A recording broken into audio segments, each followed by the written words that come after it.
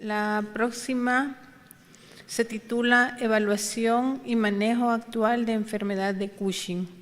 Es brindada por doctora Fanny Cindy Hernández Benavides, quien es médico graduado de la Universidad del Salvador, medicina interna en el Hospital San Juan de Dios de San Miguel, endocrinología en el Hospital General de México, doctor Eduardo Ciaga, neuroendocrinología en el Instituto Nacional de Neurología y Neurocirugía Manuel Velasco Suárez.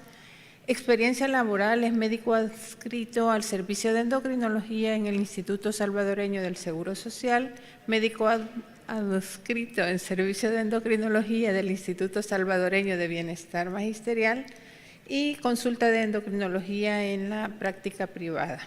Pertenece a la Asociación Salvadoreña de Endocrinología, Diabetes y Nutrición y a la Sociedad Mexicana de Nutrición y Endocrinología. Con nosotros, doctora Hernández, bienvenida.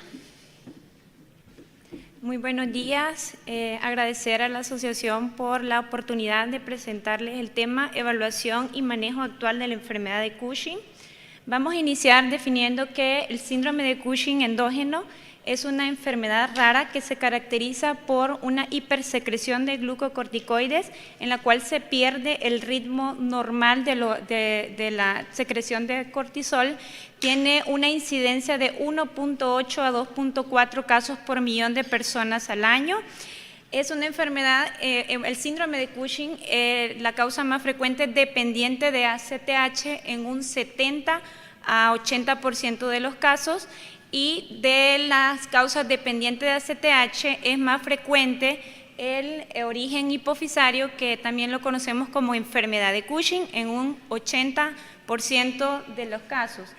Dentro de la enfermedad de Cushing, la más frecuente es microadenoma en un 90%. Es más frecuente en mujeres con una relación 4:1.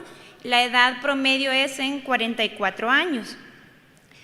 Al hablar de enfermedad de Cushing tenemos que abordarlo como síndrome de Cushing endógeno, ya que para llegar al diagnóstico debemos ir de forma secuencial y muchas veces puede ser un desafío el diagnóstico porque el comportamiento, cuando se pierde los pulsos normales del cortisol, hay muchas interferencias en las pruebas. También podemos llegar a tener un comportamiento cíclico del Cushing y esto genera dificultades en el diagnóstico o aparecer como un síndrome de Cushing leve y eso retrasar el diagnóstico. También una de las situaciones en que puede ser un desafío es diferenciarlo de un hipercortisolismo no neoplásico, antes conocido como pseudo-Cushing. Entonces tenemos que abordar el paciente y una vez teniendo la sospecha, iniciar rápidamente el protocolo diagnóstico, porque se ha descrito que puede haber un retraso en el diagnóstico desde un año, incluso hasta 20 años, si nosotros no tenemos la sospecha clínica. Vamos a iniciar con el algoritmo que actualmente está en la mayoría de sociedades y asociaciones, que lo primero es sospechar el hipercortisolismo. Hay manifestaciones clínicas más discriminatorias que otras. En general, el paciente va a tener las facies en cara de luna llena, obesidad central, estrías rojo-vinosas, pueden tener fragilidad capilar, que puede presentarse equimosis en el paciente, acompañado de comorbilidades como diabetes, hipertensión, osteoporosis o fracturas vertebrales en edad temprana. Una vez nosotros tenemos la sospecha clínica, lo primero que debemos hacer es descartar el origen exógeno, porque en general de todas las causas, pues lo más frecuente es que sea exógeno, y hacer una buena historia clínica, porque muchas veces el paciente está consumiendo por dolores articulares tratamientos incluso naturales que desconocen o realmente no está descrito que tienen glucocorticoides. Una vez descartamos el origen exógeno, iniciamos nuestro screening. Actualmente se recomienda realizar 2 de 3 pruebas: el cortisol salival nocturno, prueba del test de supresión con 1 miligramo de dexametasona y el cortisol libre de 24 horas. Y tenemos que tener como diagnóstico 2 de las 3 pruebas. pero no siempre van a ser, puede haber muchas interferencias y pueden darnos resultados discordantes. Aquí debemos considerar las peculiaridades de cada una de las pruebas y también descartar que no se trate de un hipercortisolismo no neoplásico, cíclico o un Cushing leve. Ante esto tenemos que repetir las veces que sean necesarias las pruebas o apoyarnos de otros test dinámicos. Puede ser un test de estimulación con desmopresina o test combinado de dexametasona CRH o cortisol sérico de medianoche. Cuando tenemos la confirmación 2 de 3 pruebas de hipercortisolismo, el siguiente paso es determinar si es dependiente o no de ACTH. Pues medimos ACTH, el valor en la Pituitary Society y en la Endocrine Society nos hacen referencia a que sea bajo o alto, menor de 10 o mayor de 10. Si es mayor de 10 es de origen hipofisario, es dependiente de ACTH, y menos de 10 independiente de ACTH. Pero en algunos estudios nos hacen referencia a que de 10 a 20 es de origen indeterminado, y aquí debemos de apoyarnos de los otros test dinámicos que mencionábamos. En cuanto a la precisión en estos estudios, se publicó este metaanálisis que nos hace referencia sobre la sensibilidad y especificidad de las pruebas. Aquí se incluyeron 139 estudios con un total de 14.140 pacientes que tenían síndrome de Cushing, y en estos pacientes, para poderlos diagnosticar, se encontró que el estudio más sensible para diagnóstico fue del test de supresión con 1 miligramo de dexametasona, pero tuvo menor especificidad, y el cortisol libre de orina de 24 horas fue el menos sensible y una especificidad comparable con el resto de estudios. En cuanto a las test como de segunda línea, se encontró que el test combinado de dexametasona CRH era el más sensible pero menos específico. Entonces, en cuanto al valor, el índice de probabilidad o valor predictivo en estos estudios, se encontró que el que tiene menor valor predictivo positivo es el test de 1 miligramo con dexametasona y el test combinado de dexametasona CRH, lo cual quiere decir que por sí solos, si están positivos, no tomamos como diagnóstico, tenemos que apoyarnos de las otras pruebas. Y en cuanto al índice o el valor predictivo negativo, se encontró que sí, para estas dos pruebas, sí nos ayudan al diagnóstico, tiene un alto valor predictivo negativo, por lo cual, si las pruebas salen negativas, muy probablemente el paciente no tiene Cushing. Independientemente de esto, se encontró que en general todas las pruebas tienen una buena sensibilidad y especificidad, pero debemos, más allá de cuál es la prueba más útil, debemos tener en cuenta peculiaridades en cada una de ellas. Tenemos así que el cortisol libre de 24 horas, aquí lo que medimos es cortisol libre, entonces aquí no se va a ver afectado por las globulinas transportadoras de corticoides. Entonces, por ejemplo, pacientes, la podemos medir en pacientes que no tienen alteraciones en las proteínas, independientemente. Pacientes con insuficiencia renal crónica no es útil por el aclaramiento que está disminuido. Aquí puede darnos falsos positivos aquellos pacientes que consumen abundantes líquidos, una depuración más de 3.000 mililitros en 24 horas nos podría dar un falso positivo. La desventaja de esta prueba es la variabilidad. Entre más alto tiene el nivel de cortisol libre de 24 horas, puede haber variabilidad entre una prueba y otra. Entonces, se ha descrito que cuando el valor está arriba de 5 veces del límite superior de la normalidad, la variabilidad puede ser hasta un 60%. Por eso es que debemos de repetir, no solo obtener un valor, sino que pedir consecutivamente 2 o las pruebas que sean necesarias en cuanto a cortisol libre de 24 horas. El cortisol salival nocturno tiene la ventaja en que es más fácil de recolectar, pero aquí lo que medimos también es cortisol libre, no se ve afectado por las proteínas, pero también tenemos la situación de que tiene variabilidad entre pacientes y entre muestras, entonces tenemos que repetirlas 2 o más veces para poder confirmar. En cuanto al test de supresión con 1 miligramo de dexametasona, aquí sí medimos cortisol total. Entonces, pacientes que tienen elevación de proteínas como las embarazadas en estadios avanzados ya en el segundo o tercer trimestre, mujeres que usan anticonceptivos orales, pacientes con hepatitis, puede darnos falsos positivos. Y pacientes que tienen síndrome nefrótico, cirrosis, que tienen deficiencia de proteínas nos pueden dar falsos negativos. También tenemos que tener en cuenta fármacos, porque hay fármacos que aumentan el aclaramiento de la dexametasona y nos puede alterar la prueba, darnos falsos positivos, generalmente los antiepilépticos. Y hay pruebas que nos pueden dar medicamentos que nos dan falsos negativos porque disminuyen la citocromo 3 a 4. Entonces, en esto generalmente son los antidepresivos y los antimicóticos. Una vez ya confirmamos, vamos a los estudios no invasivos para tratar de localizar la lesión dependiente de ACTH, para determinar si es ectópico o es de origen hipofisario. En este caso solicitamos el test de supresión con dosis alta de dexametasona, ya sea en test de infusión o como dosis única, 8 miligramos. El otro test que utilizamos es el test de estimulación con desmopresina y el test de estimulación con CRH. ¿Por qué nos orienta a que si estas pruebas salen positivas o hay supresión más del 68% que sea origen hipofisario? Es porque se ha visto que las células tumorales de origen hipofisario tienen la capacidad de suprimir a dosis alta de dexametasona. Entonces, en algunas literaturas se menciona que una supresión más del 50%, en otras más del 68%, nos orienta que es hipofisario. También se ha visto que hay una sobreexpresión de receptores de desmopresina, de receptor V2, V3 en las células tumorales a nivel de hipófisis, también sobreexpresión del receptor CRH. Entonces, por eso es que cuando administramos estos fármacos hay un aumento del basal de ACTH y del cortisol más del 50 y 20% respectivamente.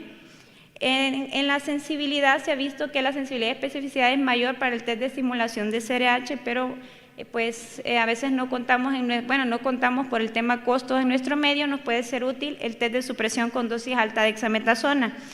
En cuanto, hasta el momento son las pruebas que están en las descritos o avalados para poder hacer el diagnóstico. Sin embargo, en algunas revisiones se empieza a incluir estudios como el cortisol y cortisona capilar, porque se ha descrito que los glucocorticoides se pueden incorporar al cabello, se incorporan al cabello y al cuero cabelludo, y esto nos puede reflejar en manera retrospectiva la exposición a largo plazo de glucocorticoides.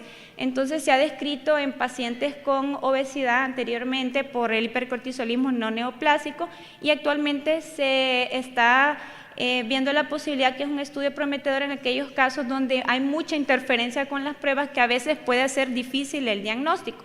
Pero pues falta más literatura y además es un estudio que no todos los laboratorios podrían procesarlo. En cuanto al estudio de imagen, tenemos que una vez tenemos las pruebas bioquímicas debemos apoyarnos de una resonancia magnética de hipófisis. El estudio que se recomienda actualmente es el de 3 Tesla, aunque en la mayoría de centros contamos con resonadores de 1.5 Tesla. Si tenemos un tumor mayor de 10 milímetros, pues ya tenemos el diagnóstico de enfermedad de Cushing, pero ya decíamos que la mayoría de casos es por microadenomas. Entonces, en algunas literaturas se menciona que consideramos que es de origen hipofisario con un tumor mayor de 6 milímetros, pero en los tumores de 6 a 9 milímetros hay controversia, porque bien podría tratarse de un incidentaloma con un hipercortisolismo ectópico. Entonces, menciona que es controversial y hay que hacer otros estudios para poder localizar. En este caso, pues, en la Pituitary Society se publicó este algoritmo en donde cuando ya tenemos un tumor menos de 9 milímetros o menor de 6 milímetros, la indicación es localizar con un cateterismo de senos petrosos inferiores. Pero al no tener acceso o por otras condiciones no se puede realizar este cateterismo, ya nos orientan que podríamos apoyarnos de estudios no invasivos. En este caso, el test de estimulación de CRH y el test de estimulación de desmopresina más una tomografía corporal total. Si las pruebas de estimulación son positivas, más la tomografía negativa nos orienta que es una enfermedad de Cushing. Si las pruebas están negativas y la TAC positiva nos orientan que es de origen ectópico. En cuanto al cateterismo de senos petrosos, pues es realmente ahorita el estudio de elección para poder identificar si es de origen central o periférico, pero debemos tomar en cuenta pues que debe ser realizado por un radiólogo intervencionista con experticia y porque son enfermedades raras. Entonces, se necesita que haya muchos procedimientos al año para que lo pueda realizar de manera efectiva y además tenemos que tener el laboratorio de hormonas en el momento para que nos esté procesando las muestras en el momento. Pero debemos conocerlo y este estudio pues se utiliza desmopresina o CRH, pues es más accesible la desmopresina por tema costos. Se toma como positivo un nivel basal versus central periférico mayor de 2:1 y posterior a la estimulación con desmopresina o CRH un valor mayor de 3:1. Si queremos saber si el cateterismo ha sido bien realizado o pues puede haber casos en los que el paciente tiene incluso variantes anatómicas, entonces medimos prolactina y tenemos una relación mayor de 1.8:1 central versus periférico. En cuanto a los estudios opcionales al no tener acceso a un cateterismo de senos petrosos, actualmente pues se está buscando como métodos no invasivos para poder llegar a la lesión.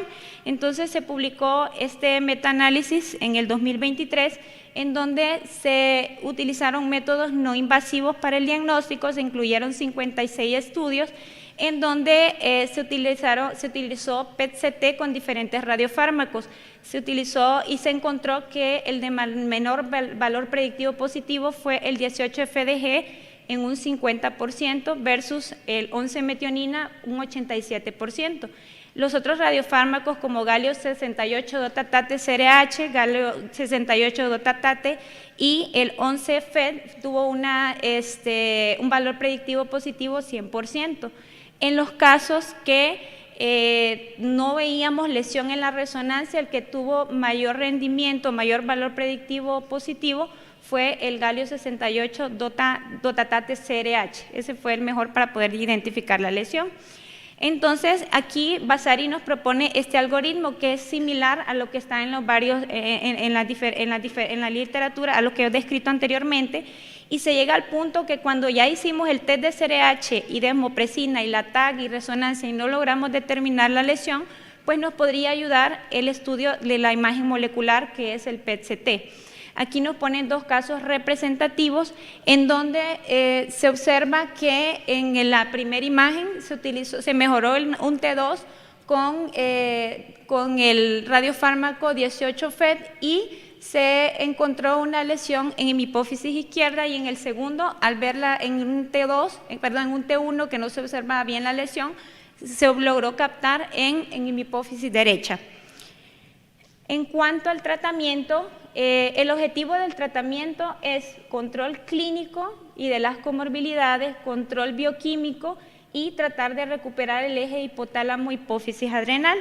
Entonces, actualmente sigue siendo la cirugía de hipófisis el tratamiento de elección y debe ser realizado por un neurocirujano con especialidad en base de cráneo para que la cirugía sea efectiva. Y se ha visto que la tasa de éxito es mayor en los microadenomas en un 80%, menor en el macroadenoma en un 60%.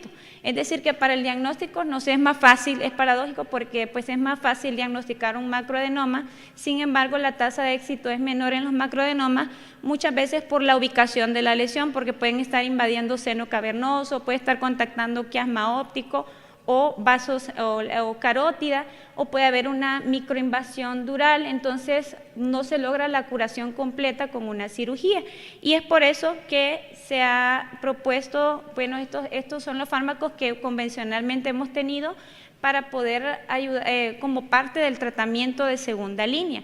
Entonces, el objetivo de iniciar el tratamiento médico es, ya sea porque el paciente no es candidato o decidió no realizarse una cirugía o está en espera de radioterapia porque la cirugía no fue efectiva, o pacientes que están en espera respuesta de la radioterapia, como se mencionaba, pues a veces se puede tardar el efecto de la radioterapia, o en pacientes que tienen recidiva recidiva tumoral. Entonces tenemos que la selección va a ser de acuerdo a las condiciones clínicas del paciente, qué es lo que queremos lograr con cada uno de los fármacos. Tenemos así 3 grupos: los inhibidores de la esteroidogénesis, los fármacos dirigidos al tumor hipofisario y los antagonistas de los receptores de glucocorticoides. En el ketoconazol, pues es un fármaco que es accesible, tiene una mejoría del cortisol libre de 24 horas en un 64%, pero debemos tomar en cuenta que puede inducir hipogonadismo, ginecomastia en el hombre, entonces no sería la mejor opción en hombres. La metirapona pues nos da hirsutismo, nos puede dar aumento de los mineralocorticoides, puede virilizar, entonces no sería como la mejor opción en mujeres. Sin embargo, se ha descrito que podría utilizarse en embarazadas. El mitotano pues es más para independiente de ACTH en cáncer suprarrenal, y el etomidato se deja para aquellos casos en que hay un hipercortisolismo severo y tenemos que manejar el paciente a nivel hospitalario, tener precaución porque nos puede generar sedación o anestesia.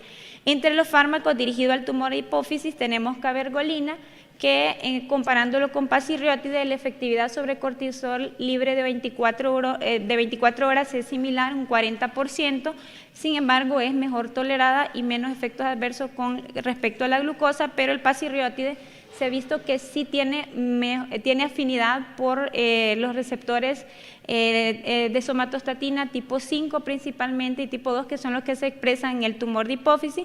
Entonces se ha visto que el objetivo es para disminuir volumen tumoral.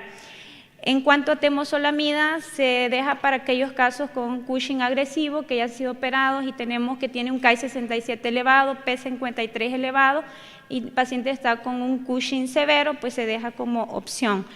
En cuanto a los antagonistas de los receptores de glucocorticoides, tenemos mifepristona, que nos mejora glucosa, nos mejora las manifestaciones clínicas, sin embargo puede generar en las mujeres, pues no tiene inhibición sobre los receptores de progesterona y nos puede inducir sangrados. De esto solo hago mención la cabergolina, por un fármaco que nosotros tenemos accesibilidad. Aquí este estudio se publicó en el 2017, es un estudio multicéntrico de 13 hospitales en que se incluyeron un total de 53 pacientes con enfermedad de Cushing. Aquí el objetivo era ver eficacia y tolerabilidad del fármaco y se encontró que se utilizaron diferentes dosis de cabergolina, en general menos de 2 miligramos, entre 2, 3.5 miligramos y mayor a 3.5 miligramos. Se encontró que la efectividad a 12 meses en el cortisol libre de 24 horas era en un 40% del total de pacientes y la efectividad inicial fue mayor con el grupo de menor de 2 miligramos en un 52%. Pero a medida, incluso el estudio se prolongó a administrar el fármaco a 32.5 meses y se observó que a medida pasaba el tiempo la efectividad sobre el cortisol libre de 24 horas disminuyó en un 23%. Entonces los datos no son tan atractivos con respecto al cortisol libre de 24 horas, pero cuando revisamos en cuanto a disminución de volumen tumoral en un 50% y en cuanto a manifestaciones clínicas, se observó que hubo una disminución de ACTH, mejoría clínica, y esto fue estadísticamente significativo. En cuanto a nuevos fármacos, actualmente tenemos varios en estudios. Los que están aprobados ya desde el 2021 son fármacos que pertenecen al grupo de los inhibidores de la esteroidogénesis. Aquí tenemos el osilodrostat y levoquetoconazol. Tenemos otros fármacos ya dirigidos a hipófisis, pues también en las células del corticotropo tumoral hay sobreexpresión de receptores del factor de crecimiento epidérmico, hay sobreexpresión del receptor testicular tipo 4, entonces son blancos terapéuticos por las cuales se están estudiando nuevos fármacos. Me voy a enfocar en los que actualmente están aprobados. Tenemos el osilodrostat, que ya se han publicado varios estudios a favor de eficacia y tolerabilidad con este fármaco, es un inhibidor de la 11-beta hidroxilasa. Tenemos una serie de estudios Link 1 a Link 4, el estudio más grande fue Link 3, en el cual fue un estudio multicéntrico que se incluyeron un total de 137 pacientes para recibir osilodrostat A las 8 semanas se hizo un retiro aleatorizado para poder dividir los pacientes a recibir placebo versus oscilodrostat, pero ya habían recibido 8 semanas el tratamiento y se vio que era más efectivo el oscilodrostat en un 86% versus un 29%, entonces era muy efectivo. Posteriormente vuelven a recibir el fármaco todos los pacientes, y este es un brazo, el que presento acá, es una extensión de este estudio para ver qué pasa con los pacientes si nosotros a través del tiempo seguimos administrando el fármaco. Ya habíamos visto que pues, es limitado con los otros fármacos a través del tiempo, incluso hay unos que se reporta escape. Entonces aquí se vio que de 137 pacientes se incluyeron 167 y a las 48 semanas había una efectividad en el cortisol libre en un 66.4%, a las 60 semanas un 81% y a las 72 semanas continuaba en un 81%. Y la dosis promedio fue 7.4 miligramos día, cuando la dosis máxima es 30 miligramos 2 veces al día. En un 53% no hubo necesidad de incrementar la dosis. Entonces es un medicamento efectivo, y en cuanto a tolerabilidad, lo que se reportó fue hipocortisolismo, pero en un 14%. De ahí fueron síntomas más gastrointestinales que se presentaron, no fueron tan relevantes.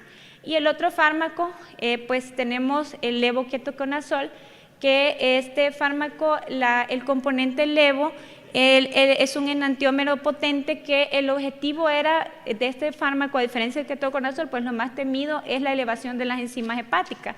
Entonces era mejorar ese efecto, y aquí pues se publicó el estudio, este estudio en el 2019, en donde se incluyeron 94 pacientes, el 85% de los pacientes con síndrome de Cushing tenían origen hipofisario, y en la inducción del medicamento, cuando se inició la administración del fármaco, se encontró que un 81% mejoraron el cortisol libre a las 12 semanas, pero ya en la fase de mantenimiento solo el 31% mantuvo la efectividad, que en realidad no fue tan atractivo, pero también se publicó otro estudio pues que la efectividad se mejoraba al administrar el levoquetoconazol. Aquí lo que se vio era más que todo tolerabilidad, y en el paciente se mejoró la glucosa, la presión arterial, el peso, que eran las comorbilidades que en realidad ponen en riesgo al paciente. En cuanto a la radioterapia, también es un tratamiento que podemos utilizarlo ya sea como tratamiento adyuvante y en casos seleccionados como tratamiento de primera línea. Puede ser convencional o radiocirugía estereotáctica. Pues la convencional, la desventaja que se menciona, pues que hay mayor riesgo de hipopituitarismo, y que debe de ser, pues la efectividad pues es a largo plazo, y pueden llegar a requerir siempre tratamientos en espera respuesta al tratamiento. La radiocirugía estereotáctica, se publicó este estudio con Gamma Knife, que los pacientes se incluyeron un total, fue un estudio multicéntrico que se incluyeron un total de 255 pacientes, en donde aquí lo que se quería ver era pacientes que se habían sometido a la cirugía, agregar este fármaco como un tratamiento adyuvante en forma temprana versus tardía. Y se encontró que si se deja como terapia adyuvante en forma temprana, menos de 3 meses, tenía una efectividad en un 78% versus un 65%, y esto fue estadísticamente significativo.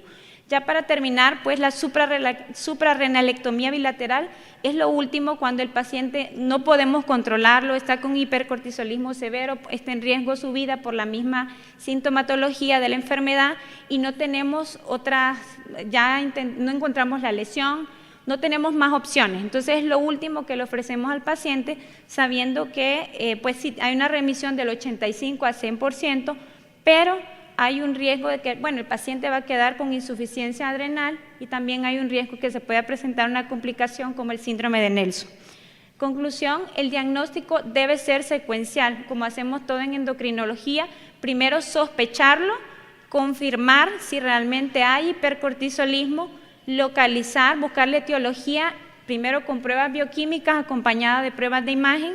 Y si lo hacemos de manera diferente, nos va a llevar a errores en el tratamiento y no le vamos a poder ayudar al paciente.